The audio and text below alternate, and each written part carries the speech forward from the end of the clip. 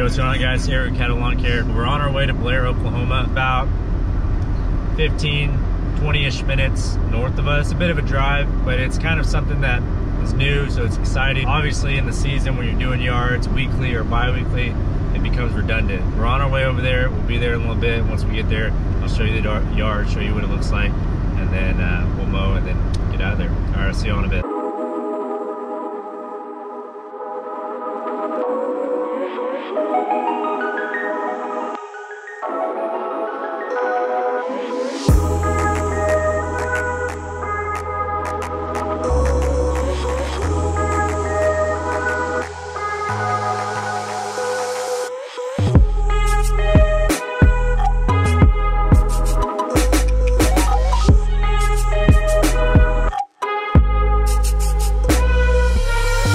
What's going on, guys? So we're at the next yard, or we're at the first yard actually, not the next yard because we haven't even done any yards, but we're at the first yard. Here it is. We parked across the street just so we can stay out of the path of all the grass. And this is kind of like a major road because that's the school baseball field. I think the school's over here. I'm not really familiar with the area. Small town north of Altus, Oklahoma. If you notice, if you see where Dylan is going, that's the way to the backyard, and it's like a little tunnel, so we just saw it. So when we go to the backyard, I'll show you what it looks like, and then it's pretty hilarious because I'm gonna have to like duck down to go in there because there's no way to get like around in the back, a little alleyway. So we'll mow this, then we'll mow the backyard. Dylan's gonna trim right now, and then we'll get out of here, and then we'll go back to Altus to do all of our other properties. So this is a weekly customer. They called us about a week and a half ago. Yeah, about a week and a half ago. And just looking for lawn service. Even though the season's almost over, I think they just want to maintain it. I'm not sure if it's a rental property or if they're trying to sell it. They're gonna fix it up and try to sell it. It's a nice little property, pretty big, pretty cool. Like, corner lot, buy all the stuff in downtown Blair. So let's get this over with, and then we'll talk to y'all afterwards. All right, see y'all in a bit.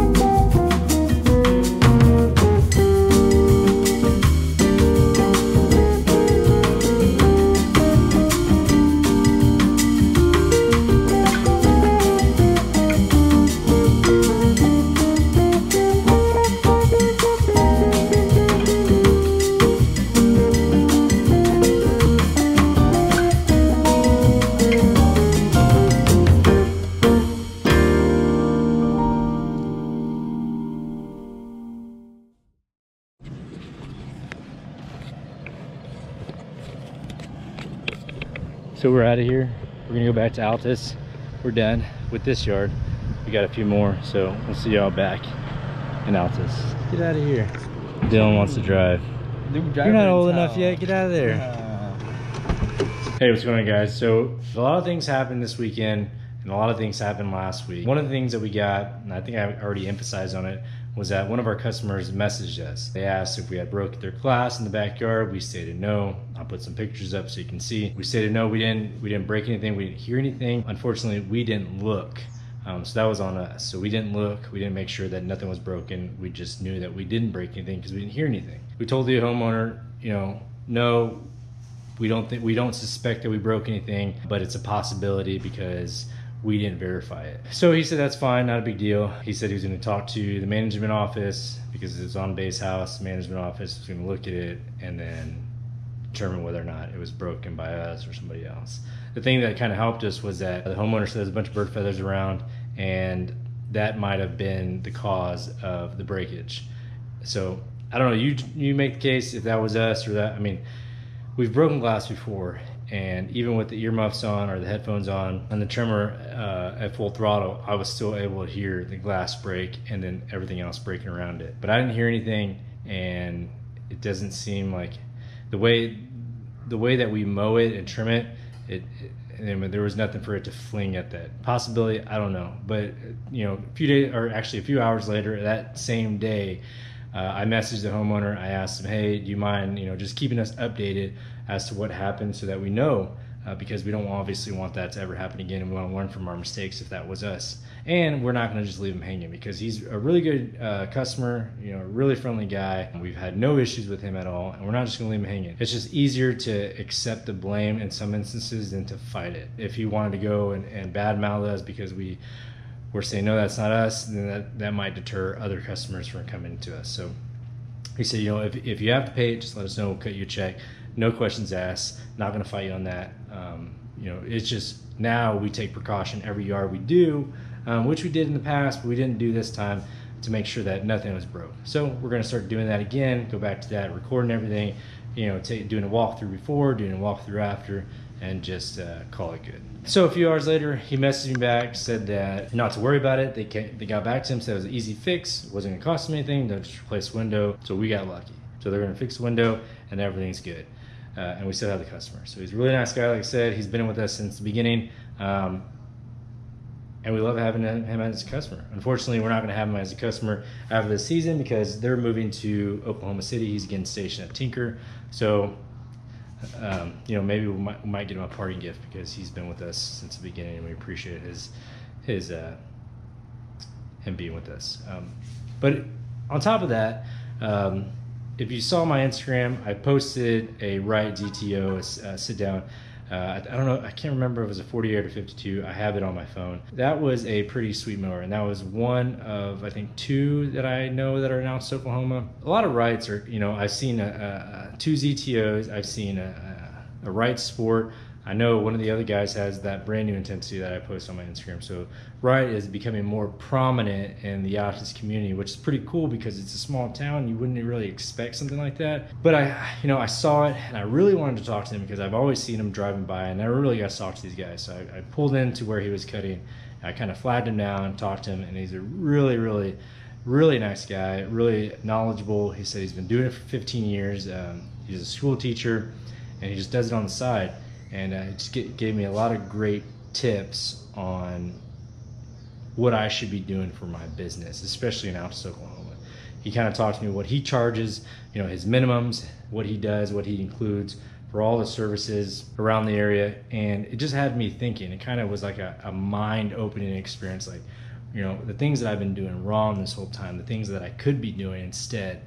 And I plan on picking his brain a little bit more, getting more knowledgeable on how he sees things, and then passing that knowledge on to you, because I think it's great. It's a great tool. YouTube is a great tool to use, you know, to expand your business. I use it all the time. I watch it all the time. I may or may not comment, but I love watching people on here. So that was that, and I got to take pictures and see a Wright ZTO because I've never seen one. up close at least. Oh, and then we had a bunch of yards that had dog shit everywhere. It was disgusting, and it just pissed me off because after talking with him and having that mind-opening experience, it's like we had a customer the other day that me and Dylan walked back there, and it was just everywhere. I was like, no, I told Dylan, stop what you're doing. We're going back to the truck. We're leaving. And I just wasn't gonna have it. At that point, I was just fed up. So I messaged the homeowner. I said, I can't cut your yard.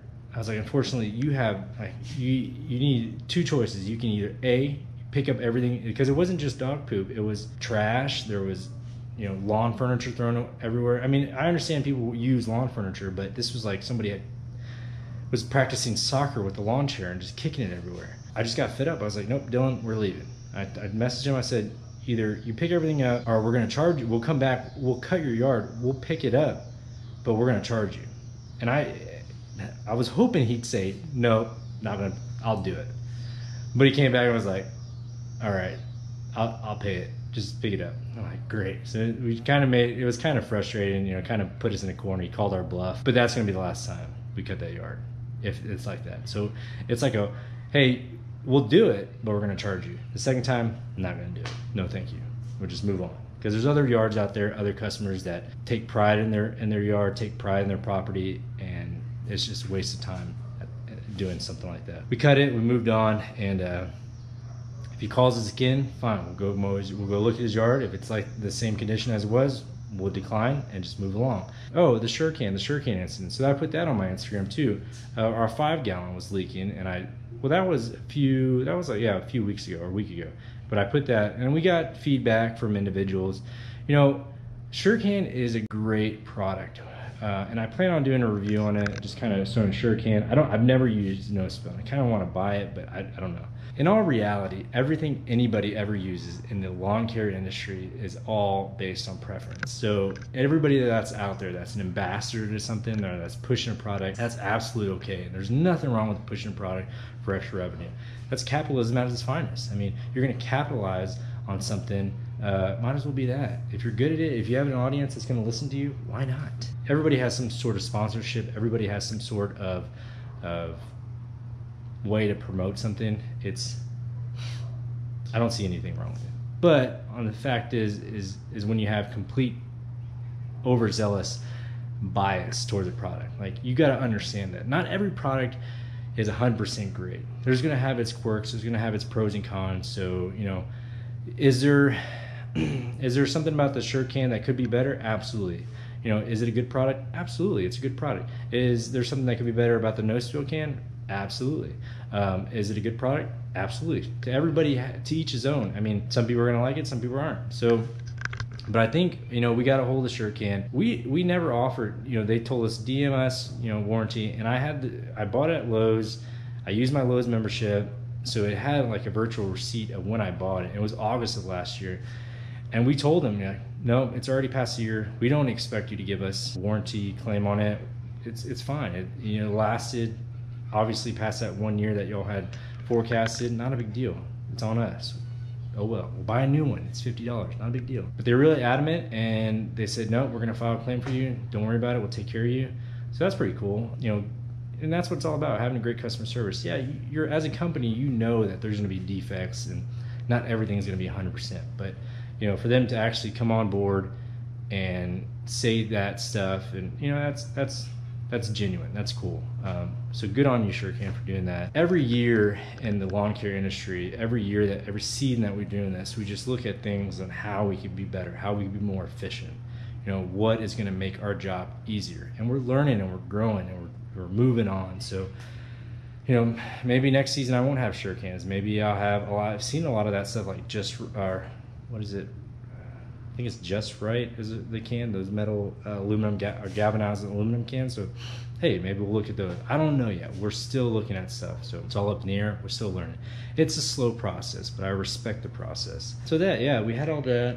Let's see, what else? I think that's really it. I think that was it. We had a, you know, eventful weekend. It was kind of, you know, we didn't really get to do a lot. You know, I give mass credit to my wife because she's at home, she's taking care of the family, and you know, me and Dylan are working. He enjoys it sometimes. Sometimes he gets tired, as do I. and I think everybody out there does as well. When you get to a certain point, you're just like, ugh, and I want to be done. And that hit us a lot this weekend. So, but this Monday, I gotta fly the rest of the week, and then we'll do it again Friday, Saturday. If it rains Friday, Saturday, then we'll have to push everything to Monday or Sunday, Monday, which sucks, but it is what it is.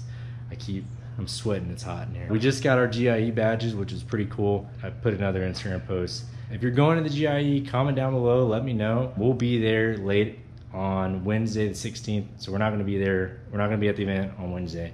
We're actually gonna fly in. I gotta drive to Dallas, and then we're gonna fly to Kentucky from Dallas, and we're not gonna get there until late. So we'll be at the event on Thursday, we'll be at the event on Friday, and then we're gonna leave late Saturday. I know Brian's doing that breakfast. So I kind of want to go to that because I see everyone going to that, and it's just good to mingle, network, learn different things. And I think this is our first time. I'm excited. Like I said, I'm like a little kid going to Disneyland. I'm gonna learn things. I'm gonna meet people. But other than that, we got our badges. We're excited. We're getting close to GIE, and then close to the end of the season. So right now I'm trying to focus on what I'm gonna do in the off season, what I'm gonna do to make up that income that I'm not gonna get weekly or bi-weekly from doing lawn service. And those would be a lot of other videos. You know, I'm gonna do a video on what my trailer looks like at the end of the season. I know we're gonna be demoing some mowers again, because why not? We can. So even though it's the off season, there's a lot of stuff we're gonna focus on to get our mind set in the right direction of where we want to go with 2020. And it's just this big revolving door of always thinking ahead, always being prepared, always having a game plan and contingency of what you want to do for your business. So it's never ending. It's a never ending vicious cycle of hustling, getting your name out there, making money. Hey guys, that's all I have. I appreciate you watching. I hope you enjoyed the little content that we had. If not, sorry, I can't help you there. Enjoy the rest of your week. We will see you at the next video, and then we'll kind of go over GIE stuff. But all right guys, I'll see you next time. Have a good rest of your week. Later.